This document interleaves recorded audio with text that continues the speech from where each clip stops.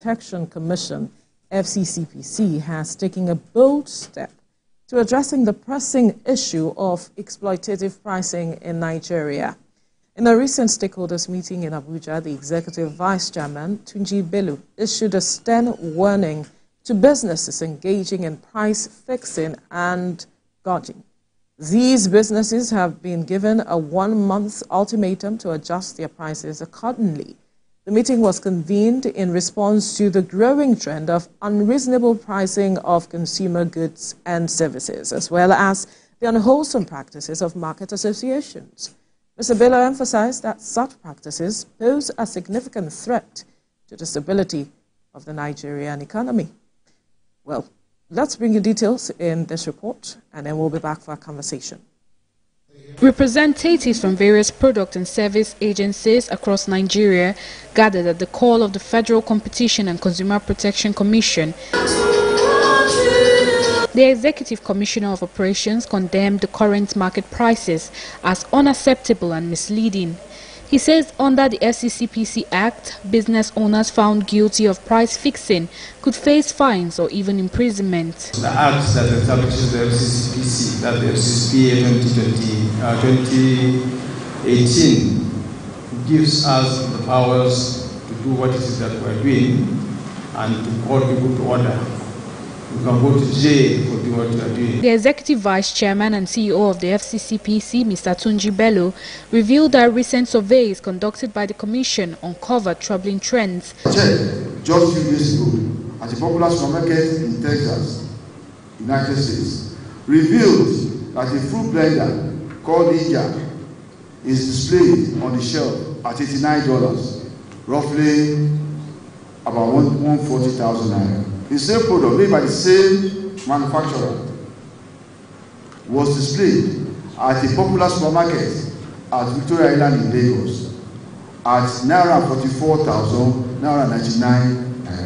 The floor was then opened for responses, with exchange rates and custom duties being highlighted as key factors driving high food prices. I let some people, especially in the north, pay to these bandits to come and cultivate. As we all know, that exchange rate is very common, everybody knows. Additional assurances were given to strengthen consumer protection and confidence. Federal Ministry of Agriculture is on top of it.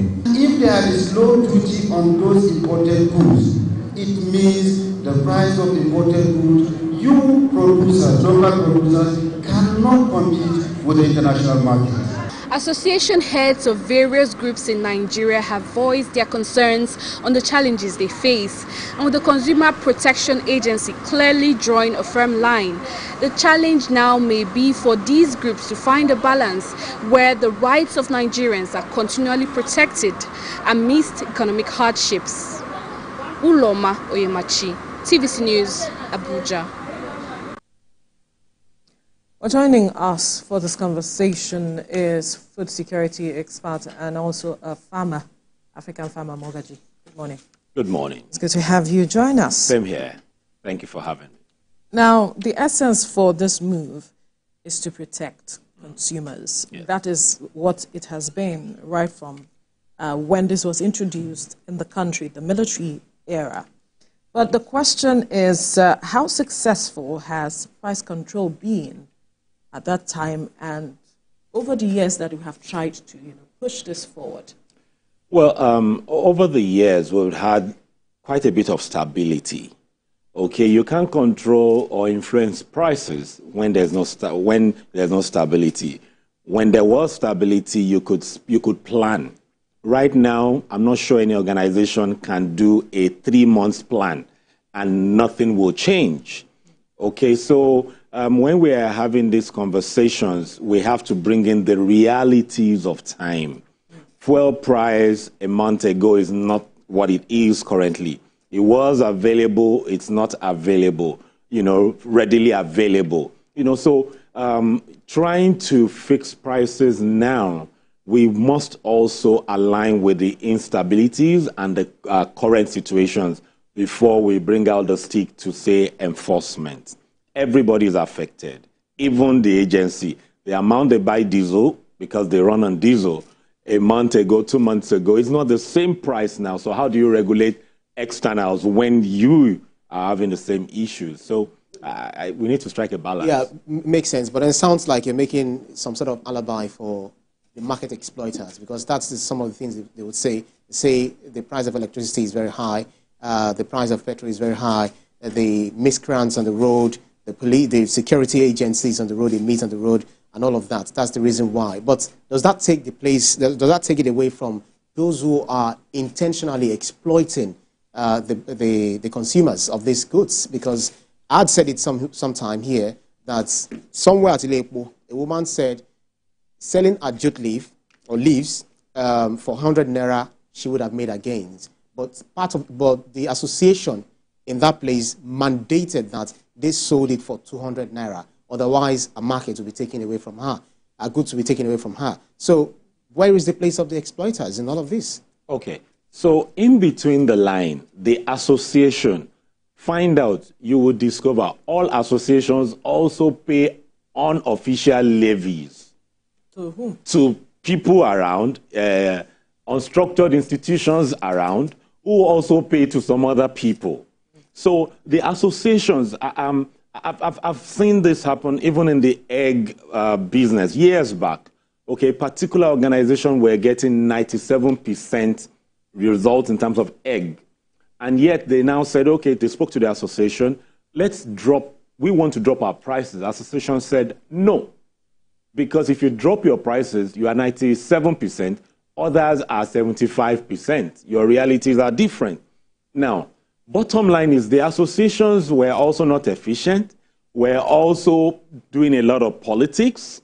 So bottom line is before we will be able to actually nip this at the bud, we have to look at what are the associations facing that is making the associations also impose higher prices. Case in view, you know, anything we do in this country has some ethnic undertone. Now, from some ethnic group, we go to the same market. The amount I will buy a basket of tomatoes as somebody from one ethnic group is different from the amount they will sell to another ethnic group. So you go to the same market, okay? So bottom line is the price that I buy is the price I would sell. So we might just say, oh, in the market they are selling at this price, but this person may get a discount while another person may not get a discount. Let me even say this. The way also it works, you know, the markets in the country, the associations are not structured. That's one thing we must understand. It's not structured. So if it's not structured, it can't be regulated. If it is structured, that's when you can regulate it. If you take bags of cucumber to the market to sell, and I take my bag of cucumber to the market to sell, what happens? What will happen is they will begin to sell for, you might bring a bag, maybe 15,000. By the time you're here, when I bring mine, because I have a relationship with them, they stop selling yours. They start selling mine. But your head is 15,000. That's how it works. It's unstructured. It's relationship-based. Because it will start with this price in the morning. As 3 hours, the price will be dropping. So your head, it was 15,000. By the time you're hearing, you will hear that, oh, we sold it 3,500 naira. Which is true. But what happened was they stopped yours to sell mine, or to sell people they have relationships with. So if we know tomato will be 15,000 in the morning and 15,000 all through, so all these prices over the years has not been stable. That is the reality of the markets across the country that we run. So with our peculiarities, are you saying that price control, the measure government wants to put in place, is not the appropriate measure? Exactly. It's not the right. You're just the agency is just is scratching the surface. You need to find out. You call the stakeholders. Before you take that step, you must be able to have engaged them. Find out what their issues are. These people are paying levies to the associations. Multiple taxation. Multiple taxation. It has not moved. I moved recently between, don't let me mention a state now, between a particular southwestern state. It's like less than an hour journey. But there were 10 different stops. 10 by law enforcement agents. 10.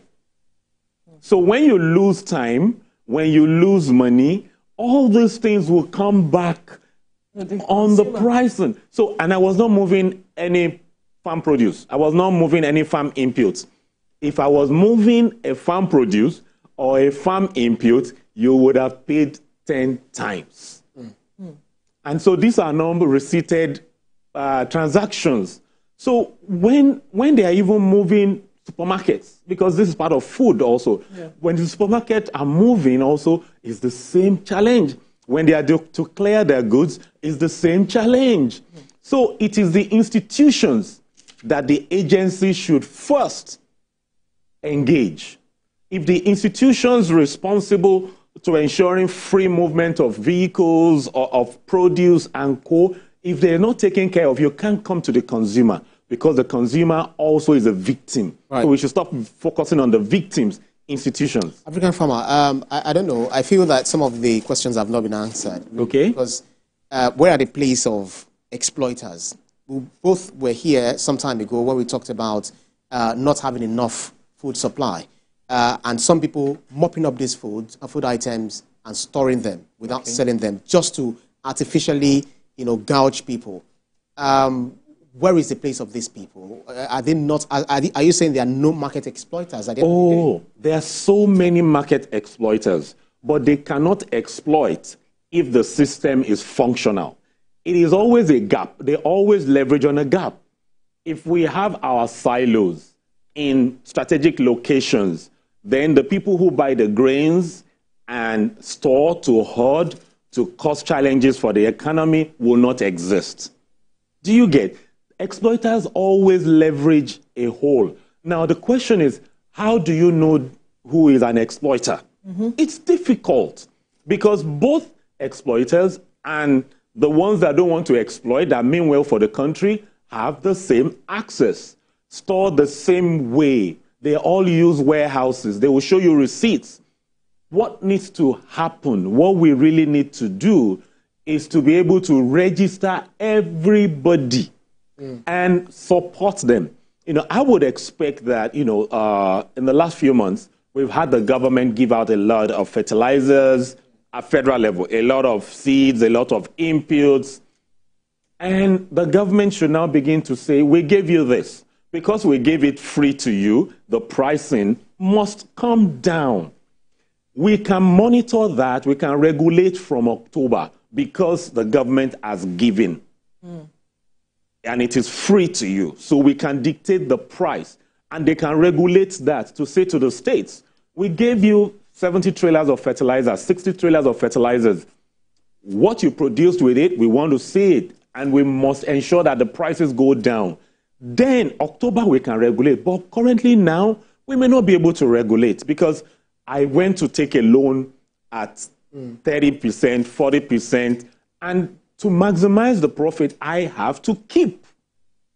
And that is what we call hoarding. Some people will produce corn, want to sell the corn, dry corn, but will not sell because they know 4 months' time, the price will go up. So, and also they have a family to feed. Let me paint this so that we understand this. Power has gone up, water has gone up, almost every logistics has gone up. But guess what? We still expect the farmers to sell cheap. Nothing of the farmer has remained stable. Diesel for tractor has gone up. Agrochemical has gone up. Yes, government has given a lot, but it is not getting to, on the average, like it's the 30% that they can, government cannot take care of all the farmers. So bottom line is that the farmer pays school fees. School fees has gone up. Everything the farmer is involved has gone up. But the pricing of the produce, even the farmer does not have a control on that. So bottom line is, for all this to be balanced, we need to have that conversation. We need to register the people. And from October, food can crash in October. At the same time, it may not crash, because we're having floods coming in. Yeah. The floods are coming in. We had like a month, 30 days to 60-something days dry spell. So we're having a lot of challenges coming together. But the investment of the government that has gone out, the government needs to call it in so that we can push until we are able to do that. That is what the agency ought to focus on. And they can clamp down on anybody, but right now, it can't happen. So obviously, data is important to be able to drive whatever policy the government is trying to put in place. With data and monitoring and evaluation. Right. Because currently, I'm not seeing adequate monitoring and evaluation from these agencies. Okay, tell us how many in every state you have the networks. You have how many states have you visited? How many markets have you visited? What has come in? They can't even tell us how many trailers of tomatoes that come to a particular market in a particular state. They don't have data. So how are they coming? How are they reaching the conclusion that price is being increased when you don't have data? So gathering the data is the most important thing. Lagos State did something and they continue to do it. We didn't know how many cows come to Lagos before. We didn't know how many rams come to Lagos until they set a committee out to ensure that they monitor over a 1 year plus period. And now they know that, oh, this number of cattle come, this number of goats, this number of sheep come, this is the price at which it comes. Investment went into that data. Where is the investment? None. So the marketers, you see, when you try to clamp down on maybe 2%, and these 2% have resources, when you clamp down on 2%, it affects the 98 genuine who are struggling. Right. Yeah, because, also, yeah, because the ones who are doing shady deals have access to shady funds. Interesting. But the ones who are doing legitimate business are struggling. That goes to show that the markets, the Nigerian market, is largely informal. Largely informal. But then there is a way. I feel there's still a way out. Oh, there's a way out. For instance, the Oni of Ife, African Band Market Association. And why do we have Yalojas in all of the markets across Nigeria? In fact, we have Yaloja General that also oversees the activities of marketers across the nation. Even the National Association of Nigerian Traders appealed for a task force to be set up, when they were relating with the FCCPC. It means that they know that they can also work on this. So I'd seen videos of Yaloja who was saying, how much do you sell this plantain? And they said, 500 naira. I said, no, take one out of it, add this. This is the price we are fixing for this. And just to bring down the price of goods and services. So do you not commend what Oni of Ife did? Isn't that effective? Yeah. Okay, that's a dicey one. Now, for the Oni to have said that they should go and regulate the price, it's a good one. It shows leadership. It shows concern for the citizens. However, after that needs to come enforcement, needs to come engagement. Like I said earlier, if you are from this ethnic group and we are in the same market, the price at which I buy is different. That is a problem as well. That is so if you now enforce that this is the price that you must sell, and you are not aware of the pricing of how I get it, okay, the people who will carry it, logistics, how much I will pay for logistics if I'm bringing a trailer is different from how much I will pay for logistics if I'm bringing a bus. So all these factors, we must take care of it before we can say this is the price you must sell. Then storage. All these people bring this food to sell the same day. There's a value chain that we're not touching. That is the real thing that makes these prices go high. So when you come and say you cannot sell beyond this, how did you get that benchmark? What data informed you? Yeah. Seeds have gone 50 grams of imported quality vegetable seeds like tomatoes. It's 100 to 120,000. That is if you find it. And some people are holding on to what they have to use for dry season. Yeah. What I'm saying is, some bought it at 120, it may be 150 when they want to plant. So bottom line is that we don't have systems and functional structures for us to give us to take informed decisions. Yeah. Until that is done, no. Diesel is not available. The more you move to the suburbs, the more diesel is not available. The more petrol is not available. Sometime last year, I went to somewhere in Osun State. A liter of diesel was 800 naira. 800. And I could not even get. So what I'm saying is, those realities compared to the lower ones. So invariably, we need to do a lot of work in terms of gathering data, ensuring that we put the right structure in place. Yes. As beyond, because I'm wondering, okay, beyond data gathering, what is the next step? Because it's a building block, yes, as it is. So what next? So they need to work with the associations. Yeah. You see, many times we demonize, and I've been saying this for some time, we demonize the people we call middlemen. Middlemen are taking the highest risk. The farmers are taking risk, but the middlemen are taking the highest risk. Right. Because, and I will be narrowing it around food. Now, if they take a trailer load of food, maybe tomatoes, peppers now, by the time it's getting to the market they're going to, you hear that there's a fight that broke out. When that fight breaks out, they lose almost everything. If Iyaloja died, Babaloja died, they declare 3 days mourning. What happens to those goods? They are not protected. That's a challenge. If you protect the middlemen, then the middlemen will be able to balance things. The middlemen are closer to the farmers. The middlemen are closer to the supermarkets. Sometimes the banks are middlemen.